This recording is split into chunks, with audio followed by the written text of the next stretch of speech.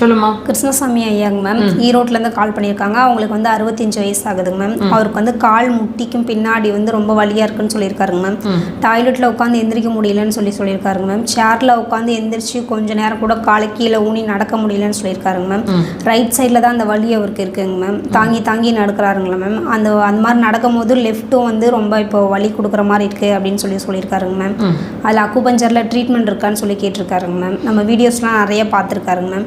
பார்த்துட்டு அவருக்கு ரொம்ப பிடிச்சிருக்குன்னு சொல்லியிருக்காருங்க மேம். இதுக்கு அவருக்கு ஏதாவது ட்ரீட்மெண்ட் பண்ண முடியுமான்னு சொல்லி எக்ஸ்பிளைன் பண்ண சொல்லி கேட்டிருக்காருங்க மேம். கண்டிப்பாக பண்ணலாம்.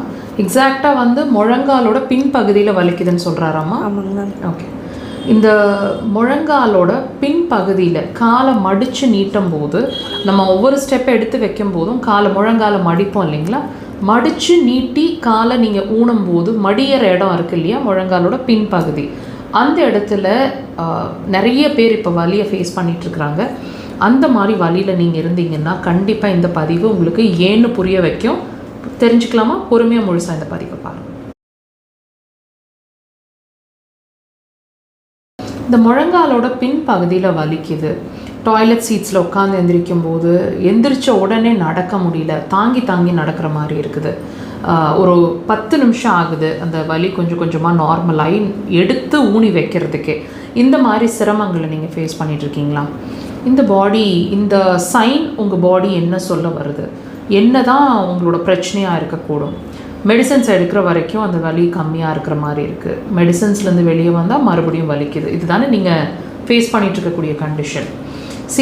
ஒவ்வொரு விஷயமும் நாங்கள் வந்து எல்லா பதிவுலேயும் ஒரு விஷயத்தை தெளிவாக புரிய வச்சுட்டே இருக்கிறோம். எது சம்மந்தமாக உங்களுக்கு வலிக்குதா, சிரமமாக இருக்கா, உங்களுக்கு நீங்கள் எதை ஃபேஸ் பண்ணுறீங்களோ அந்த விஷயத்தை மாத்திரம் பார்க்காதீங்க. அதனால தான் நீங்கள் அதோட பல வருஷமாக போராடிட்டுருக்கீங்க. நம்ம பார்க்க வேண்டியது அந்த பிரச்சனையோட ரூட் காஸை, அது ஏன் வந்துட்டுருக்குன்னு தெரிஞ்சுக்கிட்டு அந்த ரூட் காஸை ட்ரீட் பண்ணுறது தான் ஒரே வழியாக இருக்கும். அதுதான் பெர்மனன்ட் சொல்யூஷனோட வழியாகவும் இருக்கும்.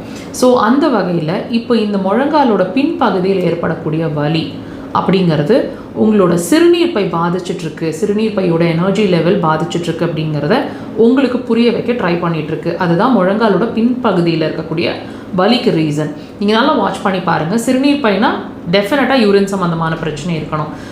இந்த கிருஷ்ணசாமி ஐயா, இந்த வலி இருக்கிறவங்க எல்லாருமே யூரின் சம்மந்தமான பிரச்சனைனா அர்ஜென்சி, அவசரமாக போகுது, கடுகடுப்பாக இருக்குது, எரிச்சலாக இருக்குது, யூடிஐஸ் அடிக்கடி வருது, ஃப்ரீக்வன்சி ஜாஸ்தியாக இருக்குது, நைட்டில் 2-3 தடவை போகிறேன், கம்மியாக இருக்குது, சொரந்து வீங்கிற மாதிரி இருக்குன்னு யூரின் சம்மந்தமான ஏதோ ஒரு பிரச்சனை ப்ளஸ் இடுப்பு வலியோட கட்டாயம் நீங்கள் சிகிச்சை எடுத்து சரி பண்ணிக்கணுன்னா அக்குபஞ்சர் சிறந்த